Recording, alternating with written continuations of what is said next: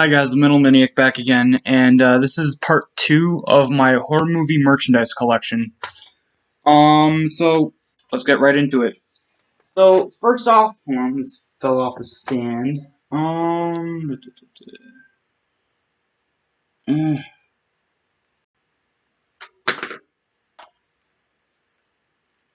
Yes.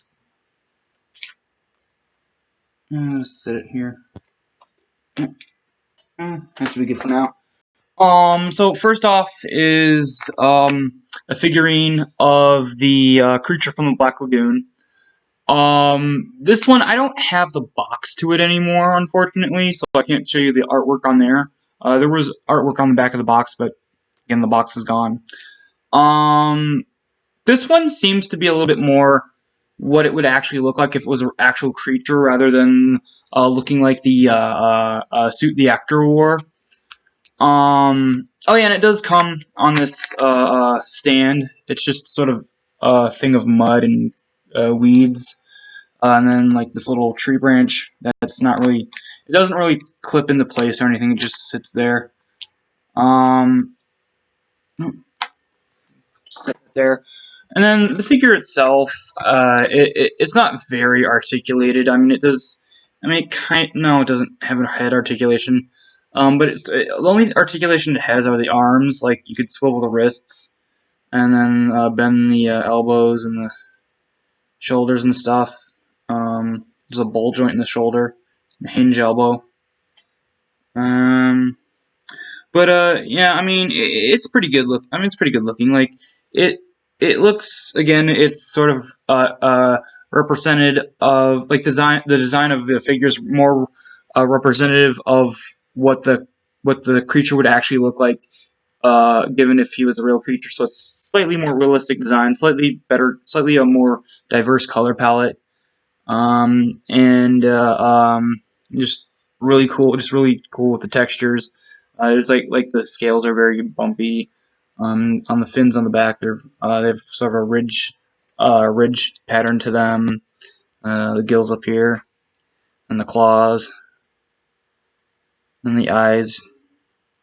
But yeah, there's that. And hold on, put this thing back on the stand, or otherwise it won't stand.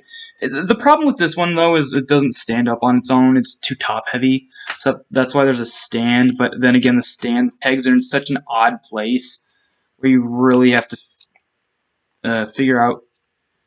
And it takes like a few minutes to figure out where to put him. You know what? Hold on. Wait. Maybe this might work.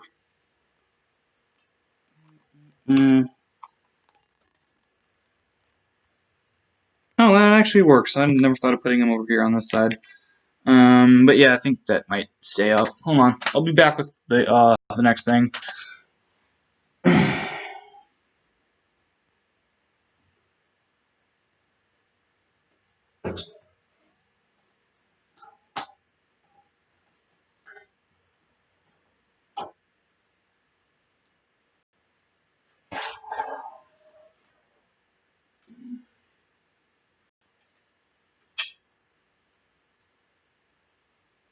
Okay. So the next thing is I have two of these. That first creature from Black Lagoon figure, and then this one. Now the reason why I have two, this one, like, okay, with the other one it was more, design was more sort of supposed to be realistic, and then this one is actually supposed to be the design of the actual costume the actor wore in the movie. As you can see, it's a lot. Definitely, the color palette is not that vibrant. The face, the details on the face are like on the details on the mask of the actual creature suit. But it still has pretty good detailing on it. This figure, though, has a little bit more articulation. Like the head can move, so swivel back and forth. Of course, the same articulation in the arms, like with the other figure. To a point, like the other figure had ball joint shoulders, where these ones just have hinge shoulders, so they can't like move outwards, just up and down. But there is but like with the other figure, there are hinges on in the elbows, and then swivel with the wrists. And then also has a swivel waist. And then hinged knees. Pretty cool. Yeah, the figure's very dusty. I haven't. He's on the top of one of my very tall shelves, so dust gets up there a lot quicker than other places. But yeah, and then he also comes with a few things. First off is the stand / plaque. The stand is just basically, I guess, a little beach area, sort of plastic there representing the water. And then the plaque is up front. It says, of course, Creature from the Black Lagoon, The Creature, 1954. And then I guess it comes with two different things. Stuff that I don't know why came with it is a spear gun. I guess this was the spear gun that killed the creature in the end of the movie. And then a net for some bizarre reason. But yeah, I mean, I actually do prefer this figure over the other one I just showed you guys. Mainly because it comes with a lot more things, and it does stay on the stand a bit better. The peg is a lot smaller than the peg for the stand is a lot smaller than the other figure, but it works a little bit better. And then the creature just looks a little bit more cool. But yeah. All right, I'll be right back with the next thing. Oh, before I move on to the next thing, actually, I do have the back of the box that the figure used to be in. There's the front. I don't have the actual plastic piece that covered this section anymore, but I do have the back of the box. As you can see, it says Universal Studios Monsters. Creature from the Black Lagoon. The Universal action figure. And then it says Series 2, so I guess there was a Series 1. And then on the back of the thing, of course, there is the Series 1 and Series 2. There were 3 of each series. The Series 1 had Frankenstein's monster, the Wolfman, and the Mummy. The Mummy one I want to get at some point. And then Series 2 had The Bride of Frankenstein, The Creature from the Black Lagoon, and then The Phantom of the Opera, which looks really, really cool. Yeah. And then it just has a little bit of a read-up of the movie, I guess. Yeah, it's a read-up of the actual movie. And then you can see the picture of the actual figure.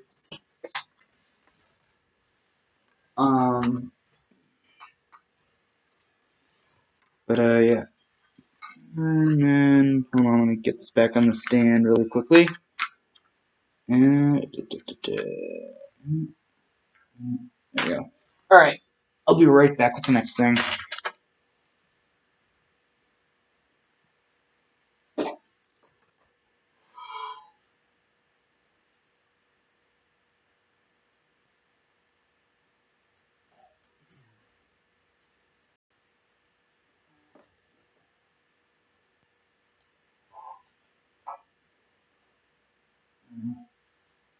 Okay. Alright. Next up is a figure of the shark from Jaws. Yeah, I never really expected them to have an action figure, which is really, really cool. I do like that. It's sort of not super realistic looking, but I mean, shark in the movie wasn't realistic looking that much either, so kind of makes sense. This was made by, I think. Oh, so it was made by Funko in Super 7 to basically look like something that Kenner would put out. Kenner was a big action figure company back in the day, like the 60s and 70s, and a little bit in the 80s as well. But their heyday was the 60s and 70s. But yeah, this is definitely like in the style of a Kenner figure. Just the shark, Bruce the Shark, and then it comes with one item. Let's see where I put it. Oh, comes with the explosive tank. I usually just keep it sort of hanging out of his mouth when I have him when I have him on the shelf. I used to have it like sort of him biting down on it, but the jaw just is too loose. The hinge on the jaw has just become too loose over time to have it stay for too long before the jaw just unhinges and this just falls off the shelf. So I just have it like sitting like that. And then also I do have the box for this one. There it is. Jaws. And then it says Great White Shark action figure. And then up the top, again, Jaws. And then you got the little picture of the bottom half of the poster. And then you got the top half of the poster over here and over here. Oh no, wait, that's the top half, that's the bottom half. And then on the back, it actually shows there are 3 other figures, of course. Sheriff Brody, Quinn, and of course, Hooper. And then there's the side. So, alright, I'll be right back with the next thing now.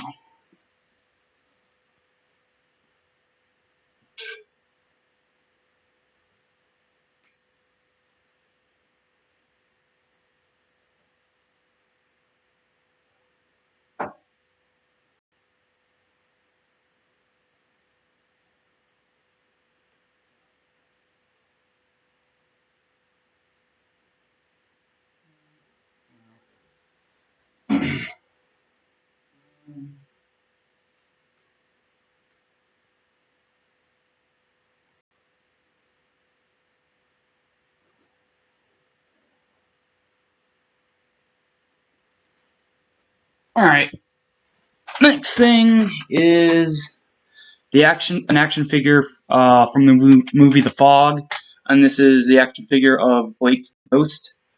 I got this, I think, the very first time I went to Comic-Con. I'm pretty sure maybe it was the second time, but I think it was the very first time. Yeah, I mean, it looks really good. It was released by NECA. The battery's not okay. So there's a battery in the back of the head. There's a switch also. If you turn it on, the eyes are supposed to light up, but the battery's dead, and I haven't replaced it yet. Yeah, the eyes should go up if you actually have a battery in there that works. But you know, I'll get to replacing it eventually. Yeah, and he doesn't even come with that many accessories except for the sword, which I mean it makes sense because he's not seen with anything else other than his sword in the movie.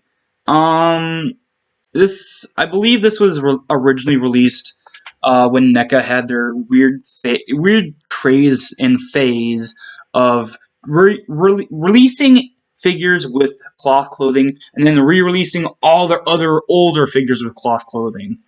Yeah, it looks really, really good for the most part. You could kind of tell with certain areas that it's slightly maybe too, like the tattering is a little bit maybe in areas is a little bit too manufactured looking. But I mean, it looks good for the most part. And then the face too. The face looks really, really good. I love how they sculpted the face. And then the sword looks cool. Although the sword is kind of a very flimsy plastic, so you have to be you have to be really careful not to bend it too much. And then of course he does have pretty much regular articulation, quite a bit of articulation. Although I will say that the hinges for the ankles are so loose that you have to have him leaning up against the way back of your shelf, because if he stands on his own without like support for behind the figure, he will eventually because he is kind of top heavy a slight bit, but that slight bit makes all the difference because if you don't have him leaning against something, the very weak joints in the ankles will give way and he will fall down. And if he's near the end of your shelf, he will fall off your shelf. But I mean, that's the reason why I keep him like at the very back of my shelf, so he doesn't fall. But yeah, all right. Oh wait, hold on. I almost forgot this, which is the back of the box he was in, or the card in the box. I don't have the actual box, but again, I do have the card. And then this is just sort of, I guess, this is. I don't think this is like the artwork for the movie. I think this was just made for the figure, for the packaging. But it looks really, really cool. Instead of the style of what he looks like in the movie, this is sort of a artwork of the actual figure. Um, and then of course, the back is the picture of the figure, and then it says featuring light up eyes, tattered fabric, cutlass, and scabbard. And then just is again a read up of the actual character. It's really, really cool. I was actually very excited when I saw this at Comic-Con because I didn't even know they made an action figure of Blake. All right. I'll be right back.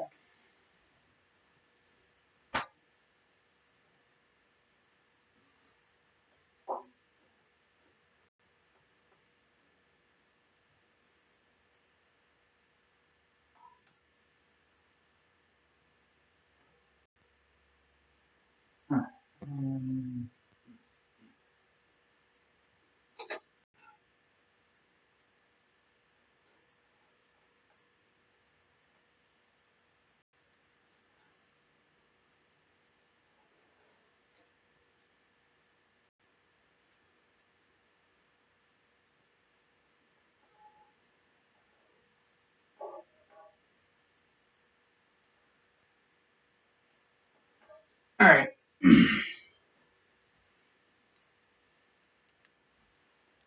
All right. Next up is a figure from the movie Sleepy Hollow. Johnny Depp and Christina Ricci. And that is the Ichabod Crane action figure. I do somewhere have the back of the packaging, but I'm not going to rummage around looking for it at the moment. But yeah, I mean, he's basically because this was released by what company was it again? It was released by the McFarlane company. And McFarlane is basically, for the most part, especially with their older stuff, the figures are just statues for the most part. He does have some, and I do stress the word some articulation because it doesn't have much, like a swivel in the head, and like a swivel in the waist in a weird section, and then swivel in the legs a bit. But he's very hard to stand up. He does fall over quite a bit just because the legs are so close together. And I believe, I think he might have had something in his hand. I don't know. I may have lost it at some point. Unless, oh no, everything's in here. Sorry, hold on. But yeah, it's basically just the standard figure of Ichabod Crane. But he does come with a few accessories. Like this sort of medical briefcase that actually that's where I had all the accessories. I completely forgot about that. Hold on. Come on. That's stuck. Hold on. There's that, and then get this out really quickly. Oh, no, that's stuck. Hold on.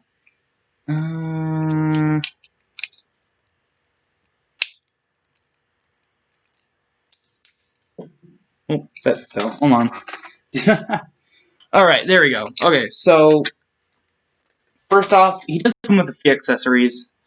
First off is this book that in the movie he puts. It's a book of I think poems or something or spells or something, and then he just he puts it in his pocket on his shirt, like in his shirt behind his vest, and that's basically he basically gets shot near the end, but the bullet actually gets stuck in the book that he has in his front pocket. Um, but yeah, this book is pretty important to the movie. And then you got this book, which oh, this is the book I think that he writes in all the time in the movie.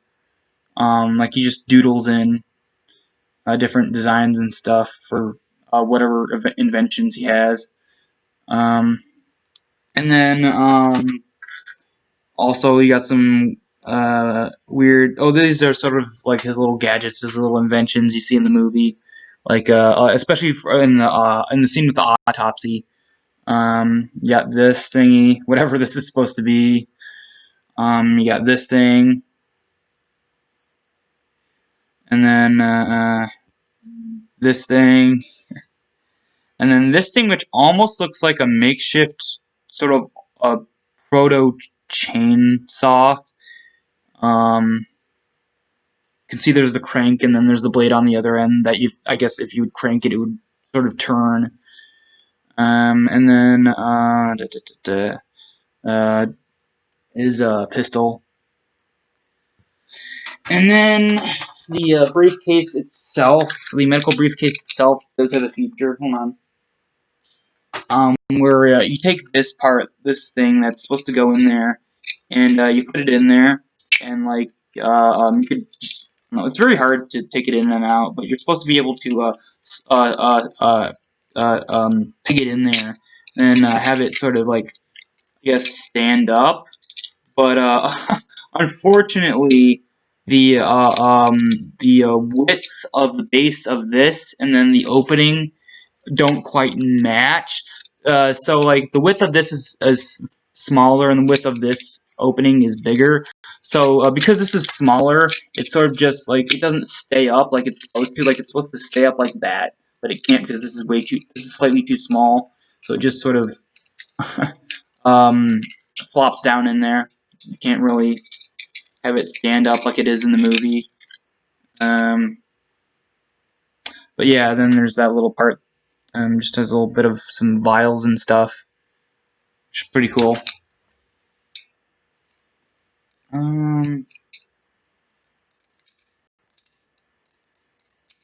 Yeah. Let me put this thing back in here really quick. There it is.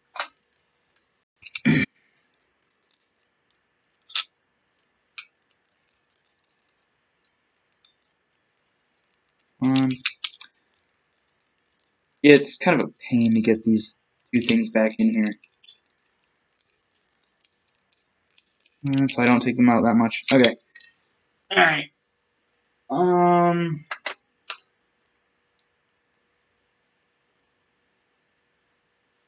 Alright. Well, and I'll be right back with the next thing.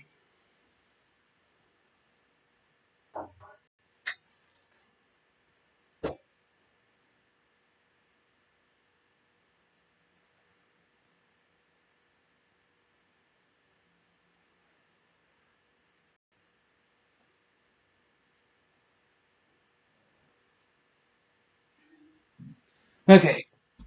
Next up is another action figure in the Sleepy Hollow line from McFarlane. And that is what is known as the Crone. Basically, the witch that Ichabod and his sidekick find deep in the woods of Sleepy Hollow.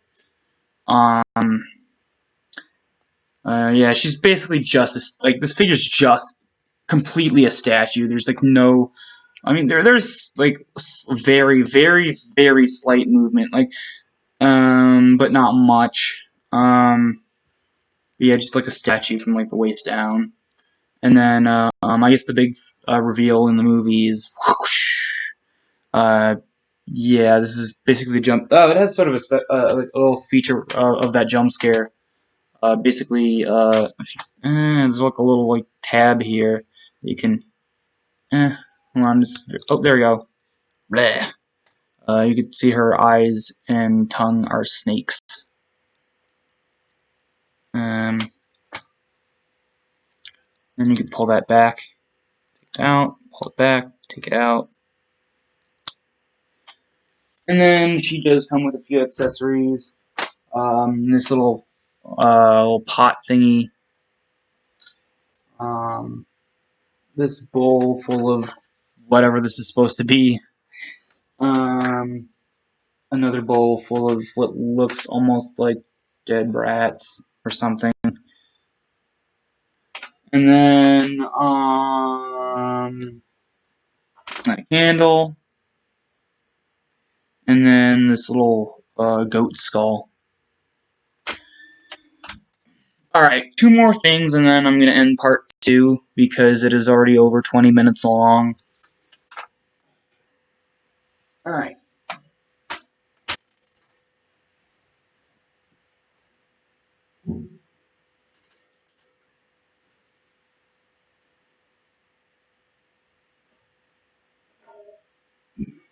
Alright. This is the second to last figure in the Sleepy Hollow action figure line, and that is the Headless Horseman himself. Then you get the, of course, the skull. His skull. You can kind of place on here. It kind of fits, kind of doesn't. It doesn't really stay on that well. There's not really like a peg or any it's not really a proper peg. But you could kind of get it in there. There you go. And then, of course, the other thing that fits way less well than the skull does is the full horseman's head. The full flesh and blood head. Oh, that fell. And then that was the thing he was holding, the severed heads. That fell on my computer. Luckily, it didn't hit the power button. But yeah. There we go. Oh, sorry. Yeah, this one fits away. It doesn't fit as well as a skull, but yeah, it just doesn't fit well.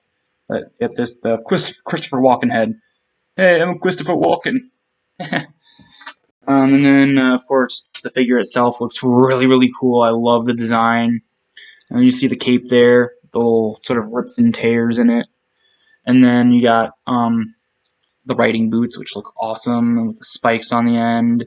And then the little gauntlets, here, and then the design on his chest, piece of his suit looks really, really cool with the dragon heads on there. And then there's the stump, and then his axe. But yeah, he doesn't come with any accessories other than the skull head, and then his flesh and blood head, and then these severed heads. And then I have one more thing to show you guys for part 2.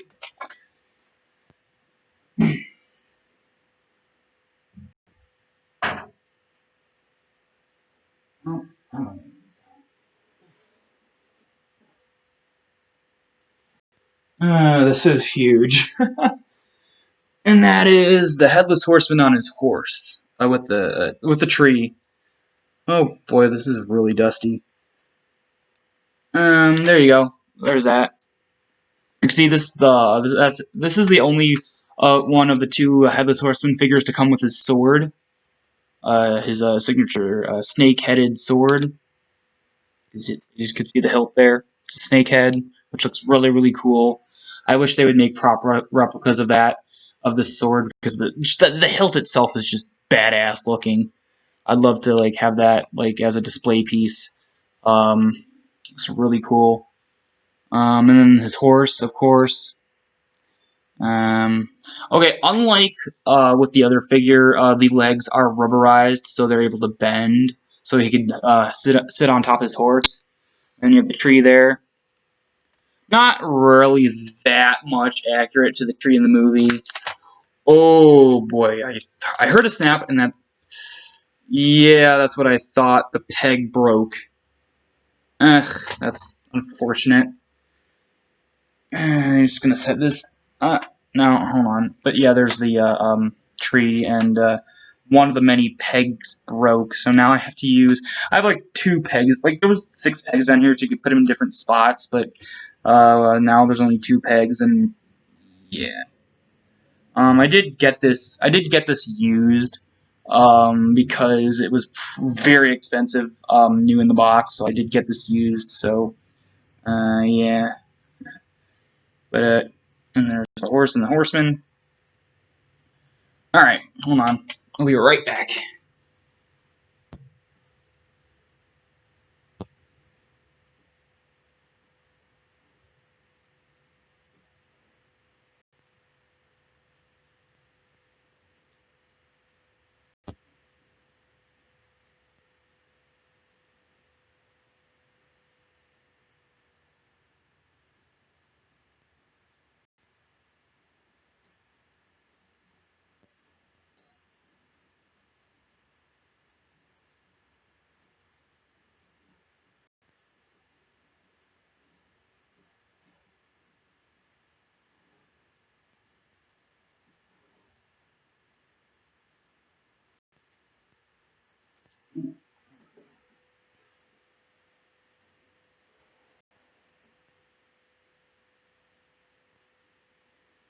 Oh, yeah, that should work. All right. Sorry, I had to sort of figure out where the how to fit the horseman's horse on the other pegs on the stand because they're spaced very oddly. But yeah, so that was it for part 2. Yeah, there's 2 more parts. I've quite a few more things to show you guys. Parts 3 and 4 will probably be sometime tomorrow. Probably either afternoon or evening. But yeah, so that's it for part 2. Part 3 and 4 will be sometime tomorrow. So hope you guys enjoyed, and I'll see you guys next time.